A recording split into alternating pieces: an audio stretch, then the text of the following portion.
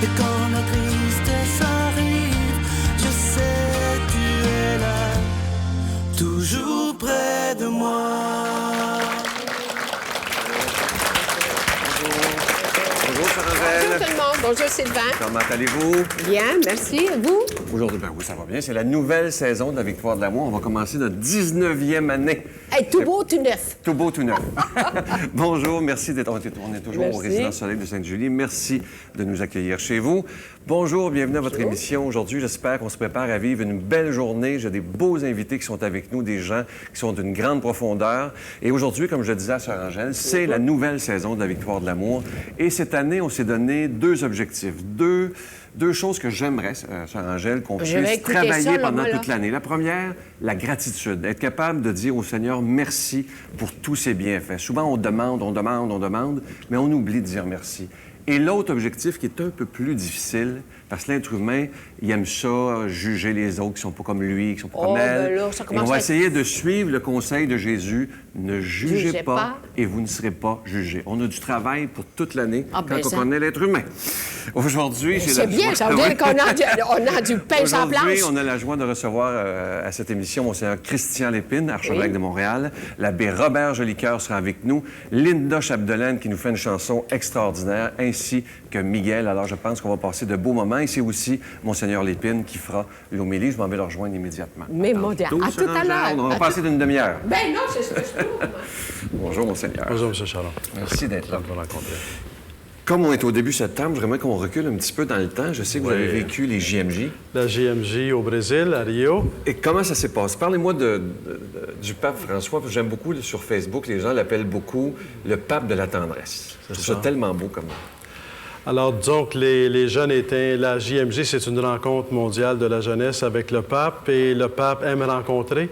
Il a dit, pendant une de ses homélies, c'était à la messe le dimanche matin, il a parlé d'une culture de la rencontre, puis je pense que lorsqu'il a dit ça, il a exprimé ce que lui-même l'habite et que tout le monde a remarqué, c'est son désir de rencontrer les gens, d'aller vers les gens, d'aller à la rencontre des personnes, parce que tout être humain est une créature créée à l'image de Dieu. Tout être humain est appelé à découvrir qu'il est aimé de Dieu, appelé à être enfant de Dieu.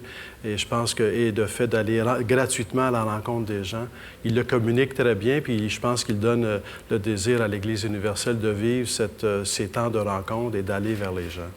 Comment vous expliquez, parce que vous le côtoyez de plus proche que nous, évidemment, comment on explique cet amour du public, même des non-croyants, pour le pape François?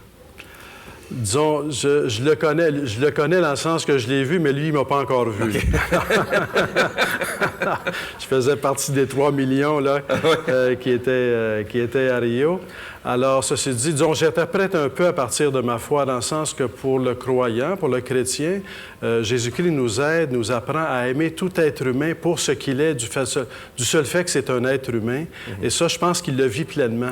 Parce que c'est certain que dans la vie, on a tous des convictions, puis on se promène avec nos convictions, mais il faut être capable aussi de rencontrer les autres au-delà de leurs convictions, indépendamment de leurs conditions, du seul fait qu'on rencontre une personne. Et je pense que ça, il le communique très bien, il le vit très bien, il parle par les gestes qu'il nous donne, puis dans ce sens-là, il vient inspirer certainement les évêques, les prêtres et le peuple de Dieu à suivre aussi ce chemin.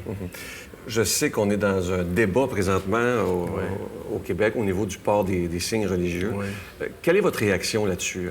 Parce qu'on en parle encore beaucoup là, ces temps-ci. Je pense qu'on est parti pour longtemps.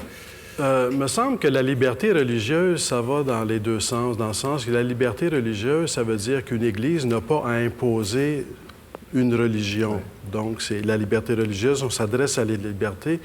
Mais en même temps, il me semble que la liberté religieuse, c'est aussi que l'État n'a pas à empêcher une religion. Et il me semble que ça va dans les deux sens. Alors, c'est peut-être des questions délicates, mais je pense qu'il ne faut pas perdre de vue le fil conducteur de la liberté religieuse dans les deux dimensions, de ne pas imposer une religion, mais aussi dans la dimension de ne pas empêcher une religion. À partir de là, on peut discuter sur comment vivre ensemble avec des convictions différentes, mais je ne crois pas qu'on gagne à vouloir inviter les gens à refouler leurs convictions, mais plutôt à vivre dans un espace où chacun peut vivre ses convictions de façon personnelle ou communautaire. Il me semble que c'est dans ce sens-là qu'il faut travailler. Il me reste une minute, Monseigneur. Qu'est-ce que vous aimeriez que les centaines de milliers de personnes qui écoutent cette émission-là toutes les semaines, qu'est-ce que vous aimeriez qu'on vive comme archevêque? Ce serait quoi l'objectif que vous nous donneriez à vivre cette année? Pour qu'on soit de meilleurs chrétiens. Disons, il y a toujours deux facettes. On n'a jamais fini de découvrir l'amour de Dieu. Puis dans ce sens-là, je dirais, ne cessez jamais de vous approcher de Jésus-Christ pour découvrir son amour. Mais en même temps, quand on découvre l'amour de Dieu en Jésus-Christ, on veut répondre à cet amour.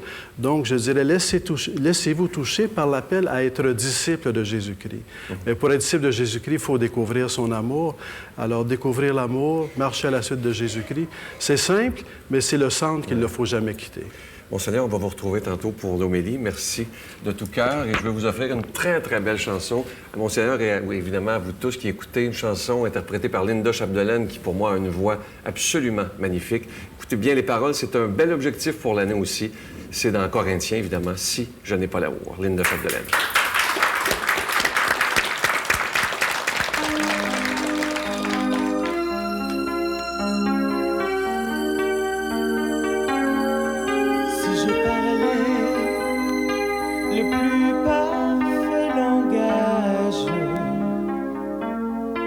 Si même un ange me prêtait le sien, que me vaudrait ce futile avantage si je n'ai pas l'amour, je ne suis rien. Je ne suis rien qu'un air qui résonne, une cymbale au rythme répété. Tout manque encore aux grâces que Dieu donne. Si je n'ai pas au cœur l'amour, je ne suis rien.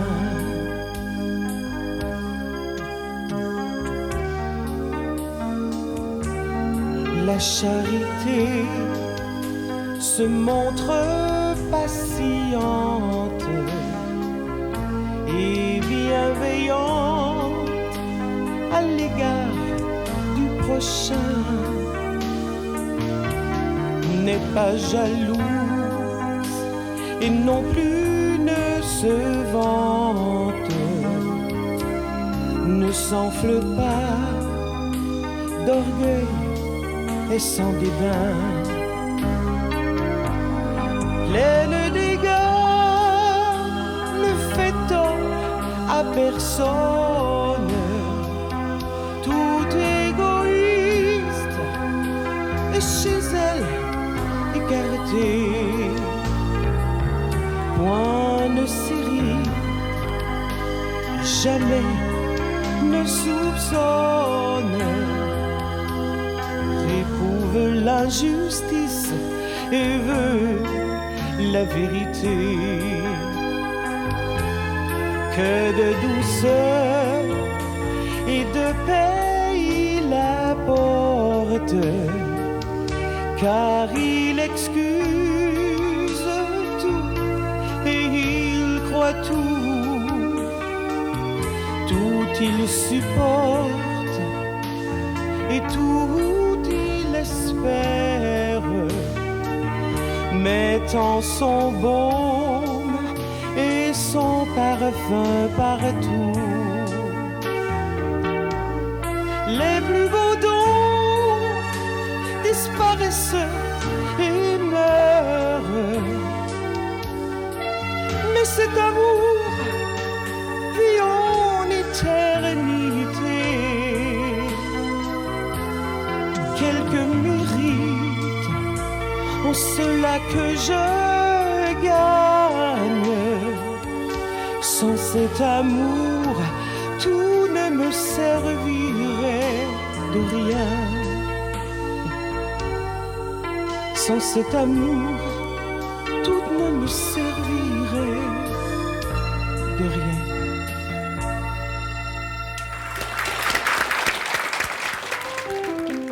Notre Père qui es aux cieux, que ton nom soit sanctifié, que ton règne vienne, que ta volonté soit faite sur la terre comme au ciel.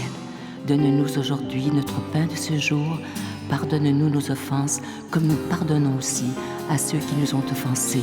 Et ne nous soumets pas à la tentation, mais délivre-nous du mal, car c'est à toi qu'appartiennent le règne, la puissance et la gloire, pour les siècles des siècles. Amen. Cher Robert, merci d'être là.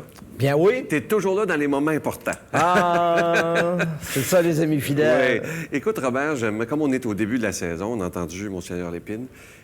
Pour toi, qui est là depuis des années avec la Victoire de l'amour, ce serait quoi les objectifs que tu voudrais qu'on vive cette année avec le public? J'ai fait la semaine passée une belle rencontre. Je suis allé dîner dans un restaurant que je nommerai pas, mais qui s'appelait le Normandin, à Sherbrooke. Et puis en sortant, il y a un gars dans une voiture, il m'a dit qu'il avait 38 ans, il s'appelle Stéphane. Il me dit, curé Jolicoeur, il dit, vous souvenez-vous, il dit, vous étiez venu avec moi voir le show de Maiden au Forum. Il dit, c'est mon plus beau souvenir que j'ai de la religion. Ah oui. Vous étiez venu avec moi. J'ai dit, je comprends que je m'en souviens.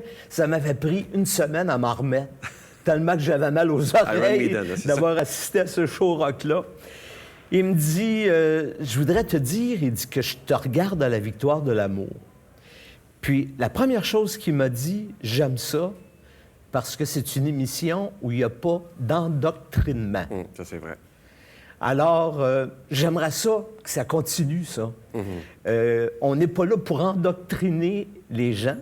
On est là pour les aider à devenir des adultes dans la foi. Oui. Alors, je pense qu'il m'a fait comme un beau cadeau en me disant ça. Puis ensuite, il dit, moi, j'écoute ça tous les dimanches. J'ai 38 ans, là. J'écoute ça tous les dimanches. Puis il dit, je t'ai vu au lac Mégantic. Hey, j'ai dit, c'est vrai que je suis allé là. Puis il dit, t'as dit une phrase, je sais pas si tu t'en souviens. Il me dit, t'as dit, la vie est tragique. Oui. Puis le bonheur, c'est de savoir cela, de le regarder en face, puis de le surmonter. Bien, il dit, à chaque fois, il dit qu'il m'arrive des événements difficiles dans ma vie, je repense à ça. Puis, en l'écoutant parler, je me disais, ça serait important que pendant toute l'année, on continue la Victoire de l'amour, à être là pour tout le monde, mais être là aussi pour les gens qui en arrachent. Les gens qui ont de la misère, des fois, à ajuster leur comportement à l'Évangile de Jésus-Christ, mais qui veulent essayer de vivre l'Évangile de Jésus-Christ. On doit au monde des paroles de miséricorde. Oui. On doit au monde des attentions. Et je pense, moi, que c'est ça la vocation de la Victoire de l'amour. Moi, j'ai une sœur que j'adore. Elle ne va plus à la messe le dimanche. Elle trouve ça plate. Bon, ça, c'est son idée à elle. Mais elle écoute la Victoire de l'amour. Et puis, elle me dit souvent, s'il n'y avait pas ça, je ne serais plus en contact avec la parole de Dieu. Continuons à laisser les gens en contact avec la parole de Dieu. Oui. Je trouve que c'est merveilleux. Robert, tu as entendu cette nouvelle qui est sortie et qui a tellement fait parler les gens, selon certaines études, que je mets en guillemets, évidemment. Là, les gens vont sourire, ils l'ont sûrement entendu. Les croyants seraient moins intelligents que les gens qui ne croient pas en Dieu. Ça a été quoi ta réaction? Parce que moi, ça m'a un peu fait sourire. Là. Bien, je me suis dit, des tatas, là, il y en a partout. Il y en a chez les croyants, il y en a chez les athées aussi. Il faut être conscient de ça, Ben oui. que des gens qui sont moins intelligents, il y en a partout. Mais j'ai trouvé la conclusion un petit peu énorme. Moi, j'en connais des tas de gens qui ont marqué l'histoire puis qui étaient des croyants. Puis c'est pas des imbéciles. Je prends Martin Luther King, par exemple. Ouais, ben oui. C'est pas un tata, Martin Luther King, c'est un croyant. Il a permis aux gens de race noire en Amérique du Nord de se libérer, puis d'exister, puis d'être, puis de respirer. C'est un grand homme. Je pense à Calvin, à Luther, qui ne sont pas des catholiques, mais c'était des croyants aussi. C'était des grands hommes. Et il y en a combien de Einstein, gens... qui est un grand croyant, c'est quand même pas des gens qui ont imbécile. gagné des prix Nobel de la paix, puis qui étaient des croyants. C'est pas tous des tatas. Mais ce que je voudrais ajouter, c'est que si des fois, nous, les croyants, on donne l'impression d'être des tatas, si on donne l'impression d'être moins intelligents, c'est parce qu'il y en a beaucoup trop qui sont dans ce que j'appelle l'infantilisme religieux. Ça, c'est un gros problème, oui. Et il y a des gens qui nous écoutent, il y a des gens qui nous écrivent, là. Je me dis, ça n'a pas de bon sens, on est rendu dans la modernité. Puis ils pensent encore de même. Dans le siècle de la modernité, l'importance, c'est la conscience des gens.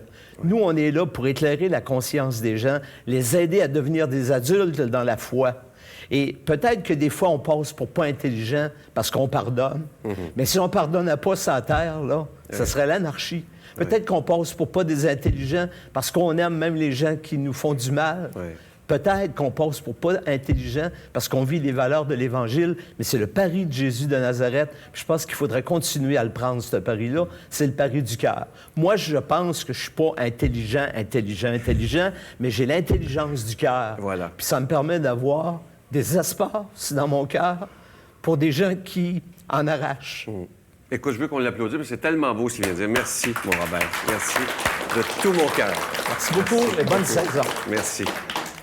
Un jour, j'étais en grande conversation avec Sœur Angèle et je lui demandais, Sœur Angèle, comment vous faites depuis des décennies pour toujours avoir ce beau sourire, même lorsque vous avez des épreuves, vous avez vécu un cancer, vous avez réussi à passer au travers? Et sa réponse a été toute belle et toute simple, comme on connaît Sœur Angèle. Elle dit, Sylvain, c'est la prière qui m'a sauvé la vie pendant toutes ces années. Elle a manqué de mourir plusieurs fois, Sœur Angèle, lorsqu'elle était jeune, elle était très malade. Et la dernière fois, ça a été, vous le savez, lorsqu'elle était atteinte du cancer du côlon. Et elle me disait, c'est la prière de milliers et de milliers de personnes qui a agi comme un paratonnerre et ça m'a permis d'être sauvé totalement de cette maladie. Alors, c'est un très, très beau livre qui est très touchant, un peu un témoignage de Sœur Angèle, mais vous allez voir que vous allez beaucoup apprendre sur elle également. Il y a de belles prières à la fin. Il est facile à lire et si vous n'aimez pas la lecture, le CD audio vient avec. Alors, si vous pouvez simplement l'écouter, je vous donne l'adresse. La Victoire de l'amour, casier postal 120, succursale Boucherville à Boucherville. Le J4B 5E6, je vous la redonne. La Victoire de l'amour, casier postal 120, succursale Boucherville à Boucherville, le J4B 5E6, également par téléphone du lundi au vendredi de 9h à 16h dans le 514-523-4433, 523-4433 ou sans frais, le 1-888-811-9291, 1-888-811-9291 et aussi sur notre site Internet, le www.lavictoiredelamour.org. Et évidemment, vous pouvez aussi aller le voir sur notre page Facebook. Vous êtes toujours les bienvenus. Je vous lis à tous les jours. Imaginez, plus de 20 000 personnes maintenant nous suivent sur Facebook. Mon Dieu, donnez-moi la sérénité d'accepter les choses que je ne peux changer, le courage de changer les choses que je peux et la sagesse d'en connaître la différence. Amen.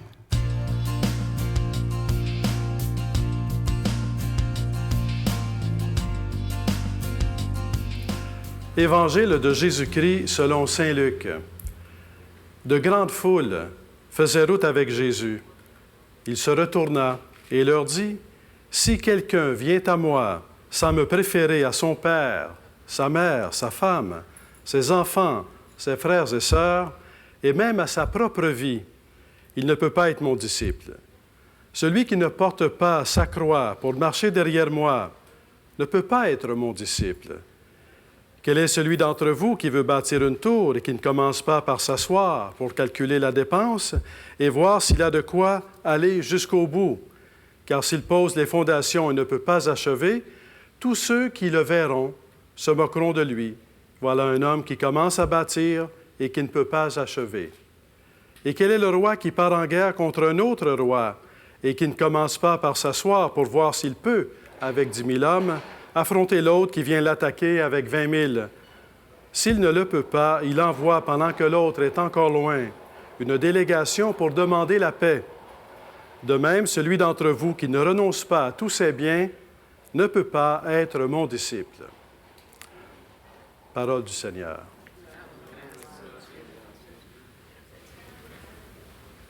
Aimeriez-vous qu'il y ait plus d'amour dans votre vie? En général, la réponse est oui. Aimeriez-vous, pour vous-même, aimer davantage les membres de votre famille? Aimeriez-vous, pour vous-même, aimer davantage les gens que vous croisez? Ça peut sembler paradoxal, mais Jésus, ici, nous donne une façon d'en arriver à mettre plus d'amour dans notre vie. C'est qu'il nous dit de le préférer aux autres, de le préférer aux membres de notre famille. De le préférer, c'est-à-dire de préférer le rencontrer, de préférer le rencontrer dans la prière, de préférer le rencontrer dans la Bible, de le préférer le rencontrer dans les sacrements, parce que le rencontrant, qui est-ce qu'on rencontre? On rencontre celui qui nous aime. En le rencontrant, qui est-ce qu'on rencontre? On rencontre celui qui est amour. En le rencontrant, qu'est-ce qu'on reçoit? Bon, on reçoit l'amour. Donc, prendre du temps pour rencontrer Jésus-Christ, prendre du temps pour mettre Jésus-Christ dans notre vie, en premier, au centre de notre vie, c'est avoir plus d'amour pour aimer les nôtres, pour aimer les membres de nos familles. L'amour de Jésus-Christ a été jusqu'à l'extrême de l'amour. Jésus n'a pas seulement dit « aimez-vous les uns les autres », il a dit « aimez-vous les uns les autres comme je vous ai aimés ». Et il a lui-même mis en œuvre l'amour avec lequel il nous aime, en nous aimant jusqu'au bout sur la croix. Et dans ce sens-là, lorsqu'on rencontre Jésus-Christ et qu'on communie à son amour, on communie à son amour qui va jusqu'au bout, qui aime jusqu'à l'extrême de l'amour. On communie à son amour qui est capable de pardonner, alors que peut-être que ça ne nous tente pas. On communie à son amour qui est capable d'être patient, alors que peut-être l'autre nous fatigue. On communie à son amour qui est capable de toujours se donner gratuitement pour être présent à l'autre. Je donne quelques exemples qui arrivent dans la famille ou avec des amis, qu'on est tellement habité par des préoccupations qu'on est replié sur soi-même, on n'est plus attentif à l'autre. Quand on met Jésus-Christ en premier dans notre vie, qu'on le rencontre dans la prière, on reçoit de lui la grâce de toujours dépasser nos moments d'inquiétude, dépasser nos épreuves pour ne jamais cesser d'être attentif à l'autre. La croix, c'est tout d'abord la croix de Jésus, et dans ce sens-là, la croix, c'est tout d'abord la victoire de l'amour de Jésus sur la croix, que rien n'a pu empêcher de nous aimer en nous aimant jusqu'au bout. De sorte que lorsqu'on rencontre Jésus-Christ, lorsqu'on communie à son amour, on communie à un amour qui est capable d'aimer et qui nous rend capables d'aimer.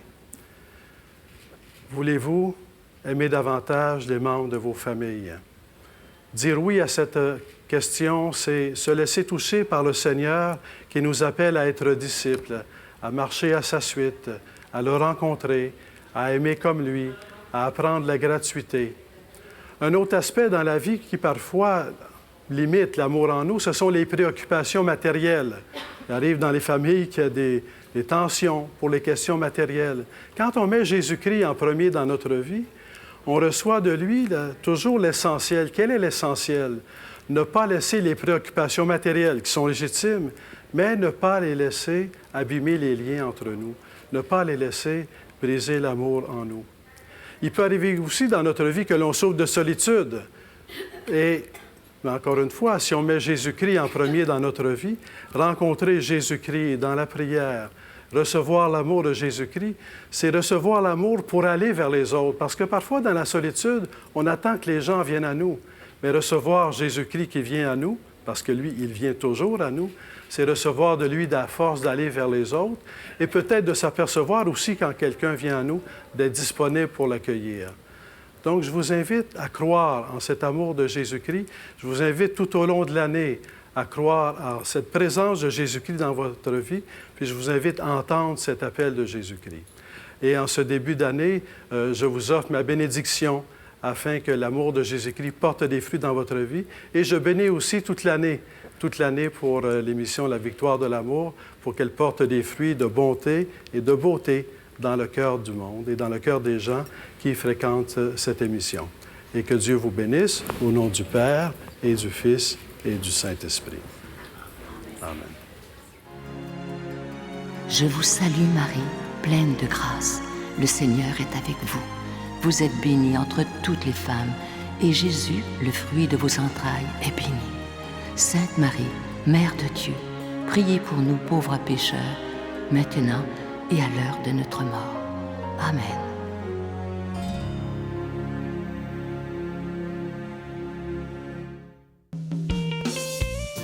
Des vacances ressourcement sur des airs de musique country.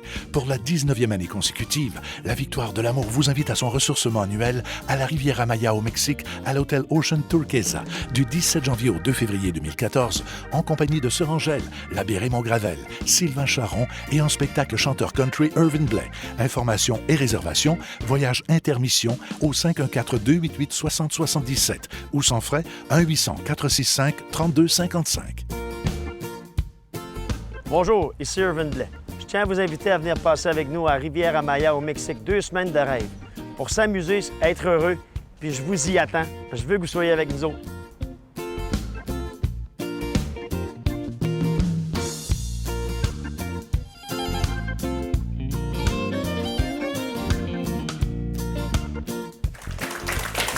Sœur Angèle, Oui. vous, ça va être quoi votre objectif dans cette nouvelle saison?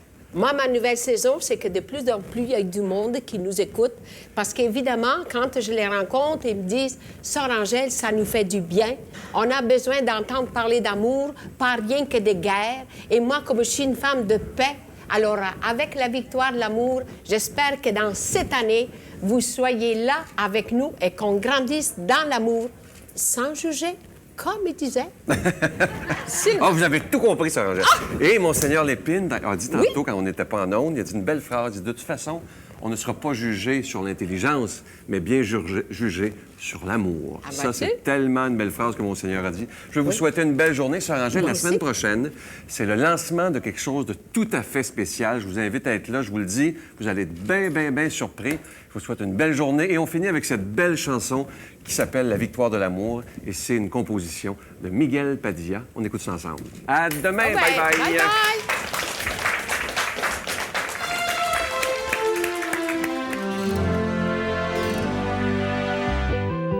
Peu importe toutes les différences, car pour Dieu, nous sommes ses enfants. Peu importe la couleur de ta peau, ou que tu sois riche ou pauvre.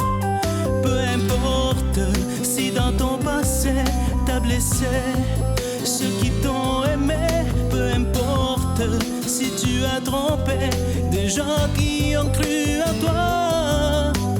Tout le monde est invité à ce repas.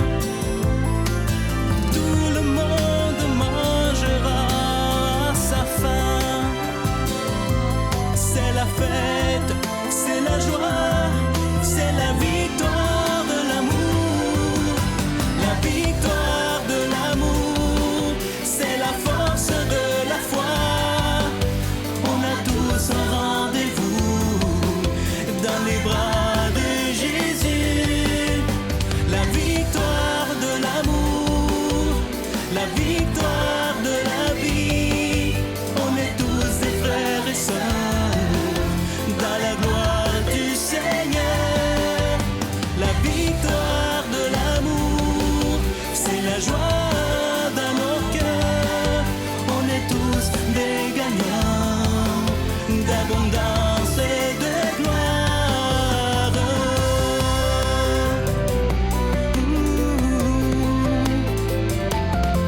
Si tu as honte de ce que tu es, sèche tes larmes, élève la tête, n'oublie pas qu'il t'a pardonné, que tu es un être de lumière.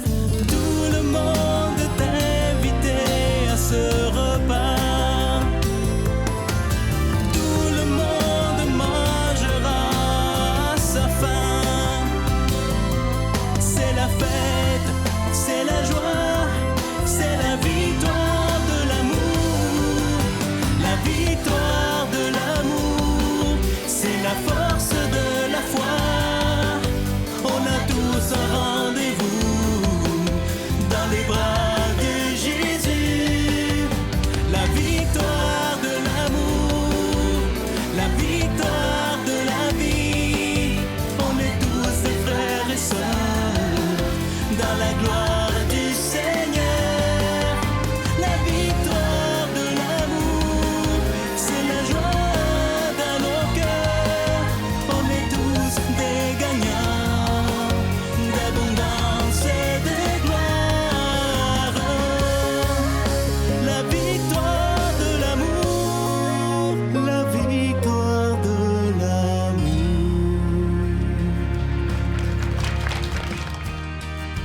La victoire de l'amour remercie de tout cœur les Résidences Soleil de leur accueil si chaleureux.